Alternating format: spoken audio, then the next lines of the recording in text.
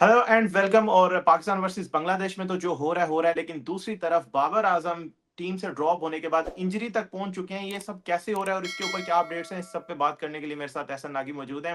एहसन भाई, sequence of events थोड़ा viewers को बता देता हूं कि बाबर आजम ओडीआई में से ड्रॉप हुए टी20 वर्ल्ड कप की बुरी परफॉर्मेंस के बाद, और उसके बाद नेशनल टी20 में उनका नाम नहीं आया। लेकिन अगले दिन जब वो ड्रॉप हुए तो अपडेटेड लिस्ट में उनका नाम आ गया, लेकिन वो 11 और डग आउट में हमें नजर नहीं आए। तो इसके बाद मीडिया रिपोर्ट्स आई कि बाबर खुद रेस्ट लेना चाहते हैं, या शायद मैनेजमेंट ने उनको बोला है कि मेंटली जरा फ्रेश होके आए पीएसएल में। तो अब इसके बाद आज सेलेक्टर्स ने एक प्रेस कॉन्फ्रेंस की है, उस प्रेस कॉन्फ्रेंस पे भी हम डिटेल में बात करेंगे। लेकिन बाबर आजम पे आकिब जावेद ने ये बोला है कि वो इंजर्ड है अलॉन्ग विद फखर जमान। तो ये नहीं पता ये कब से इंजर्ड है और इनकी इंजरीज कब से कैरी हो रही है। हम इसके ऊपर इन्वेस्टिगेशन कराना चाहते हैं, क्योंकि ये फिजियो और कोच का काम था कि ड्यूरिंग टूर्नामेंट अगर कोई इंजरी हुई है, क्योंकि सेलेक्टर्स ने फिटनेस टेस्ट लेके जो है वो इनको सेलेक्ट किया है। हाँ, मेरे ख्याल से काफी ज्यादा कंफ्यूजन पैदा हो गई है when it comes to Babar Azam ना, और खास तौर पे आज की प्रेस कॉन्फ्रेंस के बाद। क्योंकि जैसे आपने कहा कि पहले जब स्क्वाड अनाउंस हुए, Babar was not part of that squad. और फिर उसके बाद जब पाकिस्तान क्रिकेट बोर्ड ने दो एक या दो दिन बाद जब ये वेबसाइट अपडेट की, जहाँ पे मीडिया रिलीज पड़ी हुई थी फॉर द नेशनल टी20 स्क्वाड्स, तो वहां पे बाबर आजम को नसीम शाह के साथ डाल दिया गया। फिर हमने देखा Naseem Shah was playing for Lahore Whites, लेकिन बाबर आजम नहीं खेल रहे थे। और आज एकदम से जिस तरह फिर आकिब जावेद ने कहा कि बाबर इज इंजर्ड, तो मेरे ख्याल से बहुत ज्यादा कंफ्यूजन पैदा हो गई है इस चीज को लेके। एक तो नंबर वन के वो इंजरी उनको किस नौयत की है, कितनी सिवियर है, और कहाँ पे है, क्या वो पीएसएल के लिए अवेलेबल हो भी पाएंगे या नहीं हो पाएंगे। और वही बात है कि अगर इंजरी थी तो उस वक्त पाकिस्तान क्रिकेट बोर्ड ने जब स्क्वाड्स अपडेट किए और जब नसीम शाह को भी लाहौर वाइट्स के स्क्वाड में डाला, तो फिर उस वक्त बाबर आजम को क्यों स्क्वाड में डाला साथ। और उस वक्त ही प्रॉब्ली एक अनाउंसमेंट हो सकती थी कि बाबर आजम इस वजह से टीम में नहीं है, बिकॉज बाबर आपको पता है एक ऐसी इंडिविजुअल है जिनके बारे में सारा वक्त पाकिस्तान क्रिकेट में बात होती रहती है। तो वो एक आराम से एक इंजरी अपडेट डाली जा सकती थी with the squads, with the media release, या सेपरेटली भी बताया जा सकता था कि he is not available for this tournament. तो मेरे ख्याल से नाउ इट हैज, आज की प्रेस कॉन्फ्रेंस और आज के इंकशाफ के बाद मेरे ख्याल से जरा कंफ्यूजन ज्यादा पैदा हो गई है अबाउट बाबर आजम स्टेटस। लेकिन let's hope that if there is an injury, that he comes back from it very strongly and he is able to play in the Pakistan Super League. बिल्कुल ऐसे ही है। और बड़ा एक इंपॉर्टेंट सवाल किया था एक जर्नलिस्ट ने कि भाई इतने कैमरास लगे होते हैं, मैच हमने देखा है, एंड तक हमें फखर और बाबर फील्ड के अंदर नजर आए हैं। ऐसा भी नहीं हुआ कि हमें आखिरी 10 ओवर नजर ना आए हों। कहीं फील्ड में वो छुपाए भी नहीं जा रहे थे। बाबर ने बड़े कैचेस भी लिए हैं during world cup. So let's see कि इंजरी की जब इंक्वायरी होती है तो क्या सामने आता है, कब इंजरी हुई और कैसे हुई और क्या जो है बेसिकली हो रहा है। बट थोड़ी सी प्रेस कॉन्फ्रेंस की और बात कर लेते हैं before we come to Salman Ali आगाज रन आउट एंड मासूद अकद इनिंग्स। तो प्रेस कॉन्फ्रेंस को आपको क्या लगता है, इस पे काफी ज्यादा क्रिटिसिज्म इस हवाले से हो रहा है कि ये प्रेस कॉन्फ्रेंस क्यों हुई है। मुझे भी वैसे पर्सनली समझ नहीं आ रहा था कि इज देयर एनी अनाउंसमेंट, मतलब स्क्वाड तो अनाउंस हो गया, आगे सीरीज है नहीं पीएसएल। मैं रात से सोच रहा था कोई कप्तान तो नहीं चेंज हो रहा, होने क्या जा रहा है, क्योंकि सेलेक्टर्स अनाउंसमेंट कर रहे हैं, प्रेस कॉन्फ्रेंस कर रहे हैं। तो डू यू थिंक इसकी काफी जरूरत थी? मतलब बेसिकली तो उन्होंने आगे वर्ल्ड कप के ऊपर एक्सप्लेनेशन दी कि हम हारे हैं या हम उसकी रिस्पॉन्सिबिलिटी लेते हैं, या बेसिकली क्या है। तो सेलेक्टर्स ने जो बोला है, उन्होंने बोला है आकिब जावेद ने और बाकी सेलेक्टर्स ने कि हमने वर्ल्ड कप के अंदर कोई खास इतनी जिसके ऊपर बहुत ज्यादा क्रिटिसिज्म हो रहा है, हम इतने जमानों से वर्ल्ड कप कौन से बहुत ज्यादा जीते हैं। हम एक जो हमारा मैच था इंडिया के खिलाफ वो हम रिसेंटली नहीं जीते, उसके अलावा हमने ऑस्ट्रेलिया में जाकर सीरीज जीती, साउथ अफ्रीका में जीती। यहाँ पे हम सिर्फ और सिर्फ नेट रन रेट की वजह से बाहर हुए हैं। हम बहुत ज्यादा मैचेस हार के बाहर नहीं हुए। हम एक इंग्लैंड वाला सुपर 8 के अंदर गेम आ रहे हैं, एक हमारा वॉश आउट हुआ और एक हमने जीता है। सो वैसे तो ये एक्सप्लेनेशन थी कि हम वर्ल्ड कप से बाहर हुए हैं, तो उसके ऊपर एक डिफेंस जो उनकी तरफ से नजर आया। आपको लगता है कि इसकी काफी जरूरत थी, specially after 2 matches of Bangladesh series? अगर तो ये वर्ल्ड कप के फौरन बाद आती तो I get it. I think it was more of an announcement of Sarfraz Ahmad and Misbah Ulaq becoming part of the selection committee. ये ज्यादा उस तरफ थी कि एक जो दो नए लोगों के आने के बाद एक जो अब नई डायरेक्शन सिलेक्शन कमेटी ले रही है, probably that is what Pakistan Cricket Board wanted to reflect from this press conference. दूसरा आप देखें जब आप वर्ल्ड कप हारे हो या जिस तरह से पाकिस्तान बांग्लादेश का फर्स्ट मैच हारा था और आपकी टीम अच्छी ना कर रही हो, there is not much that you can defend. तो उस वक़्त फिर यही सवाल पैदा होता है कि आप अभी क्यों प्रेस कॉन्फ्रेंस कर रहे हैं? और ज़ाहिर-सी बात है जिस तरह आपने भी कहा इट वाज़ नॉट लाइक कि वो किसी सीरीज़ से पहले थी या सीरीज़ के बाद थी। ड्यूरिंग द सीरीज़ एक प्रेस कॉन्फ्रेंस हो रही है और तो वो उस वजह से टू अंडरस्टैंड या टू ज़ीरो इन कि क्या वजह है, किस मकसद के लिए या किस पर्पस के लिए प्रेस कॉन्फ्रेंस हो रही है, that was very difficult to ascertain.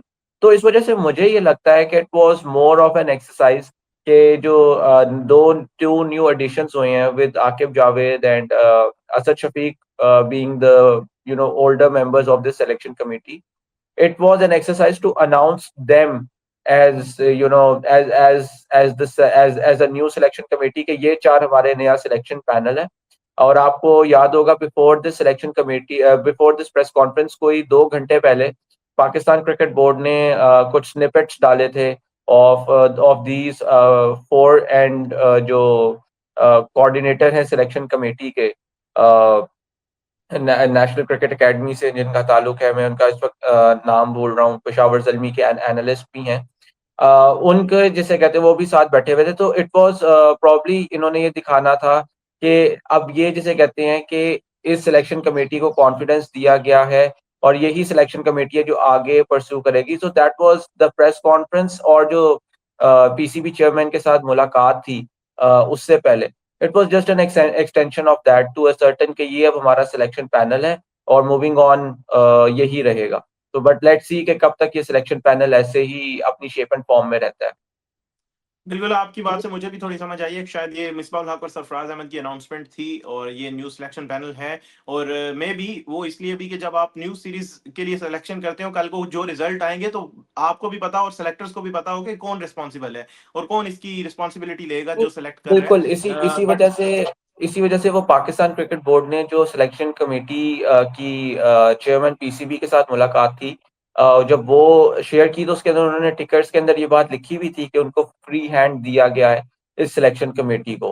और एग्जैक्टली, उसका मकसद ये होता है जब आप कहते हैं कि किसी को फ्री हैंड दिया गया है कि in case things don't go as planned, तो क्योंकि हम इनको फ्री हैंड दे रहे हैं, तो फिर अकाउंटेबिलिटी भी होगी। एंड व्हिच इज़ हाउ बिल्कुल। It should be by the way. कि मैं तो हमेशा इस वजह से कहता हूँ कि अगर आप किसी कैप्टन को भी आप अपॉइंट करते हो, give him a free hand for a year और अ सीजन, ताकि बाद में आप अकाउंटेबिलिटी भी कर सकें। बिकॉज़ अगर आप फ्री हैंड भी नहीं दे रहे कैप्टन या कोई भी जो भी शख्स अपनी पोज़ीशन के अंदर है, वो अपनी मर्ज़ी से डिसीजंस नहीं ले पा रहा, फिर आप उनकी अकाउंटेबिलिटी नहीं कर सकते। बिल्कुल ऐसा ही है और अकाउंटेबिलिटी अभी फैंस भी पूछ रहे हैं।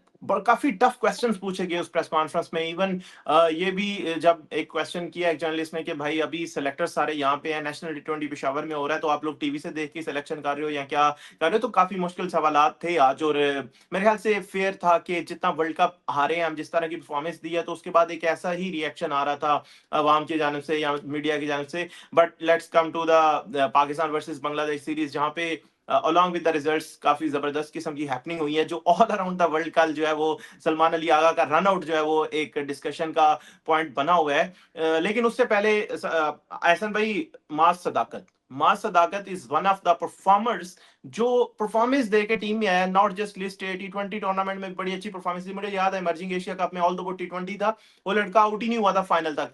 फर्स्ट टाइम जब उसको किसी ने आउट किया वो फाइनल मैच था और वहां भी उसने 20 ऑड रन की बहुत जबरदस्त कैमियो खेल दी हुई थी और बॉल के साथ भी बहुत अच्छी परफॉर्मेंस दी थी। लेकिन जिस तरह से उसने अपनी परफॉर्मेंसेस रेप्लिकेट की हैं इंटरनेशनल स्टेज के ऊपर, just second ODI and he is player of the match, not just with the bat as well, ball as well. तो मतलब बॉल बैट दोनों के साथ परफॉर्म किया और जिस तरह का स्टार्ट दिया, आई होप सो कि अब पाकिस्तान जो है वो उसकी स्ट्राइक रेट की वजह से उसका नंबर शफल ना करे। यूजुअली हम ये करते हैं, जो ज्यादा अच्छे स्ट्राइक रेट के साथ खेलता है उसको नीचे खिला देते हैं या फिर जस्ट टी20 तक महदूद कर देते हैं। आई थिंक सो कल माज ने जो नॉक खेली है उसके ऊपर यूसुफ का भी मैं ट्वीट देख रहा था, मोहम्मद यूसुफ ने ये कहा है कि अभी ये आपके पास रॉ टैलेंट आया, लाइक हसन नवाज आया था, लाइक साइम अयूब आया था। सो अब पाकिस्तान क्रिकेट बोर्ड पे है कि वो किस तरह उसको पॉलिश करते हैं और एक प्रॉपर प्लेयर जो है रेडी करते हैं। तो मुझे लगता है कि मास सदाकत ने तो अपना रॉ टैलेंट डेफिनेटली शो कर दिया, और जिस तरह के इंटेंट के साथ कल बैटिंग की है, what do you think about Maaz Sadaqat के? आपको लगता है कि अब वो पाकिस्तान ओडीआई में सम हो स्क्वाड के 15-20 पूल में तो अपना नाम लिखवा रहे हैं? अबू बकर, मैं इसमें यही कहूँगा जो मैंने फर्स्ट ओडीआई के बाद भी कहा था कि let's not jump to the conclusions yet, because बिल्कुल इनिशियल मैचेस हैं। Let's give these players time, और अगर हमें कुछ जजमेंट ऑन देयर क्या कहना चाहिए, on their place in the team, या हमें कोई जजमेंट लेनी है कि how capable they are, let's give it a couple of years. उसकी वजह ये है कि देखें, आपके मास सदाकत हो गए, शामिल हो गए, या जितने भी प्लेयर्स थे अनकैप्ड प्लेयर्स, वो इस स्क्वाड का पार्ट बने, वो ऑफ कोर्स परफॉर्मेंसेस की बेस पे ही बने थे। ऐसे नहीं होता कि आप कोई भी चलता फिरता प्लेयर आप उठा के ले जाएं। एक बहुत प्रोसेस होता है उसके पीछे, और जो भी प्लेयर आता है पाकिस्तान टीम के अंदर, वो एक ग्राइंड के थ्रू ही आया होता है, जो आपके डोमेस्टिक क्रिकेट का ग्राइंड है, जो आपके बाकी पाथवेज प्रोग्राम्स का ग्राइंड है, उसके थ्रू। तो यहाँ पे एकदम से हमें कंक्लूजन्स पे जंप नहीं करना चाहिए। What I was very happy about was कि मास सदाकत ने जिस तरह से अपनी इनिंग्स खेली, this is how Maaz Sadaqat plays. First ODI probably it was some jitters, he got overwhelmed with the occasion कि मैं फर्स्ट टाइम इंटरनेशनल गेम खेल रहा हूँ फॉर पाकिस्तान के लिए, और वो भी एक ओडीआई, तो probably it was that। लेकिन सेकंड हमने ओडीआई में देखा जिस तरह की उनकी गेम है, उन्होंने वैसे ही खेला। He plays very freely, he hits the ball all around the park। उन्होंने फास्ट बॉलर्स को बिहाइंड द स्क्वायर भी शॉट मारा very early in his innings. He shuffled across and hit one over square leg. तो इस तरह के shots जो हैं वो मास सदाकत खेलते हैं, और उन्होंने कल अपनी फुल रेंज ऑफ स्ट्रोक्स दिखाई। Unfortunate that he got out while trying to ramp a spin delivery. लेकिन Maaz has a lot of potential, he has a lot of talent. और जिस तरह आपने कहा कि मोहम्मद यूसुफ भाई ने भी ये बात की है कि नाउ पाकिस्तान हैज टैलेंट, अब पाकिस्तान के ऊपर है कि वो उनको निखारते किस तरह। बट देन अगेन, जिस तरह हमने फर्स्ट मैच के बाद एकदम से सबको राइट ऑफ कर दिया था, हम जब ट्विटर भी खोल रहे थे, टीवी पे भी जिस तरह की बातचीत हो रही थी, हर एक को राइट ऑफ कर रहे हैं, और बहुत एक अजीब किस्म की बातें हो रही थी। अब एकदम से ये नहीं होना चाहिए कि हम शुरू कर दें कि यो सब बहुत अच्छा है, और ये जो इस वक्त बाकी हमारे ऐसे प्लेयर्स हैं जो कि 5-10 साल से पाकिस्तान के लिए वनडे क्रिकेट खेल रहे हैं, ये शायद उनसे बेहतर हैं।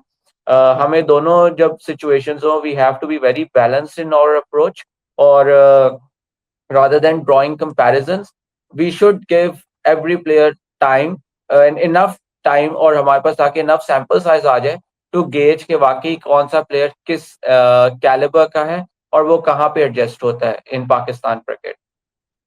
बिल्कुल, वेरी इंपॉर्टेंट यही चीज़ है कि अभी आप अगर देखें तो साइम अयूब ने 1 साल पहले पाकिस्तान को ऑस्ट्रेलिया में सीरीज़ जितवाई, जहाँ पे उन्होंने बैटिंग से बहुत अच्छी बैट से परफॉर्मेंस दी। उसके बाद उन्होंने साउथ अफ्रीका में बहुत ज़बरदस्त, पाकिस्तान ने 3-0 जो सीरीज़ जीती, और उसके बाद अनफॉर्चुनेटली वो इंजर्ड हो गए, चैंपियंस ट्रॉफी नहीं खेल सके।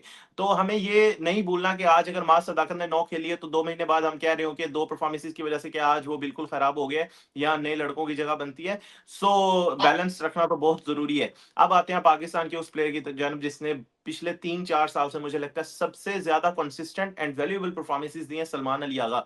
ले एक तो उनकी परफॉर्मेंस पे हम बात करेंगे, सलमान अली आगा ने, हसन भाई, मुझे लगता है कि वनडे और टेस्ट में तो बाबर फखर से ज्यादा उनकी वनडे में परफॉर्मेंस है, और टेस्ट में भी he has been the most valuable player जो उन्होंने परफॉर्मेंसेस कंसिस्टेंटली दी हैं। और कल भी उनकी बड़ी अच्छी नॉक वो खेल रहे थे, 100 से ऊपर का उनका स्ट्राइक रेट था। और उसके बाद वो बड़ा अनफॉर्चुनेट उनका रन आउट हुआ, जिसपे मैं आपसे जरूर ओपिनियन चाहूंगा, क्योंकि कल से उस पे ऑल अराउंड पूरी दुनिया वर्ल्ड क्रिकेट में बात हो रही है। मुझे लगता है कि वो लास्ट के अंदर तो था, डेफिनेटली था, बट ये मैं फील्ड में बहुत ज्यादा टाइम देखता हूँ कि बैटर्स जो है वो बॉल बॉल उठा के बॉलर्स को पकड़ा देते हैं, और इवन जो बैट्समैन खेल रहा होता है, and even that is out, कि हैंडलिंग द बॉल भी आउट है, और माइकल वॉन इससे आउट हो चुके हैं। कल भी मुझे लगा सलमान अली आगा वही करने जा रहे थे, और उन्हें ये लग रहा था कि मेरे पाँव में बॉल है तो मैं मेहदी को पकड़ा दूं, बट मेहदी ने खुद ही पकड़ के रन आउट कर दिया। तो कहीं ना कहीं स्पिरिट ऑफ गेम के अगेंस्ट था। आपका क्या ओपिनियन है इस पे, कि ये कितना आपकी किस जानब होना चाह रहे हैं, या आप इस पे कोई बैलेंस ओपिनियन देने जा रहे हैं?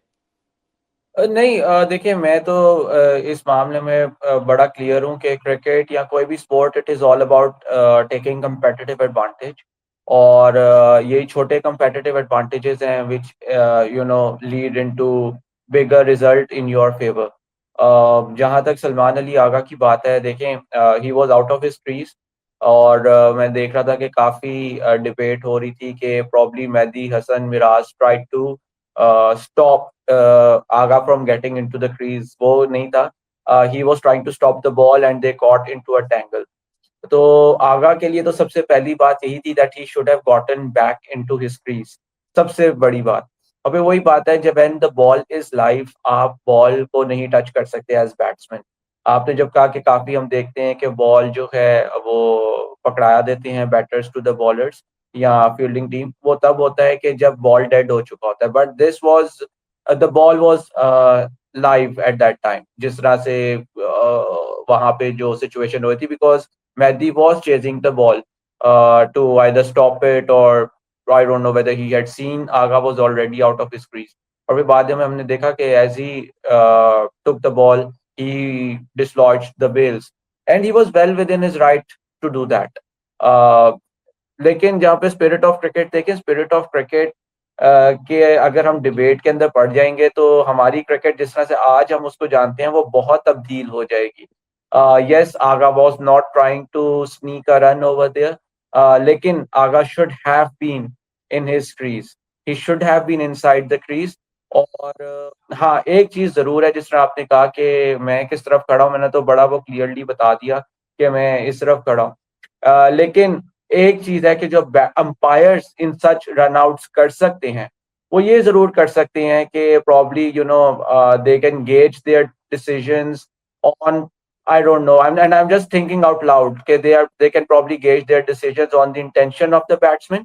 क्योंकि मेरे ज़हन में जब ये रन आउट हुआ तो मेरे ज़हन में वो जॉनी बेयरस्टो का वो जो रन आउट लॉर्ड्स में किया था ऑस्ट्रेलिया ने, मेरे ज़हन में एकदम से वो आया. Because again Jonny Bairstow was not trying to run for a single वहां पे, या he was not trying to take runs. So probably intention of the batsman is something that can be included into the regulations जब इस तरह के run outs की decision making हो रही है. But then again laws are very clear और सबको पता होता है when the ball goes dead, या जब बॉल लाइफ खत्म होना, जब बॉल की लाइफ खत्म हो जाती है जब भी, तो batsman can only walk out उसके बाद ही फ्रॉम द क्रीज. तो yes, it was well within, वैदी and Bangladesh were well within their rights to get that wicket. और मेरे ख्याल से इसके अंदर कोई ऐसा स्पिरिट ऑफ क्रिकेट की डिबेट नहीं है. Rules are very simple, rules are in front of everyone, और स्पिरिट ये भी कहता है that you have to obey the rules. बिल्कुल ऐसे ही है, और इसके साथ ये है कि आपको अलोंग विद योर गेम, आपको गेम के ऊपर आपकी कितनी अवेयरनेस और कितना फोकस है वो भी आपकी रिस्पॉन्सिबिलिटी है. आप क्रीज में पहुंचे या नहीं पहुंचे. और जैसे आपने कहा कि you have to be proactive. ये इंटरनेशनल क्रिकेट हो रही है तो इसमें आपको इन चीज़ों का ख्याल रखना पड़ता है. सो आप लोगों का क्या ओपिनियन है हमारी डिस्कशन के बारे में, एंड बाबर आजम की इंजरी से लेके सलमान अली आगा के रन आउट तक जो आपने डिस्कशन सुनी, अपने ओपिनियन के साथ कमेंट सेक्शन में जरूर कीजिए. Thank you for watching.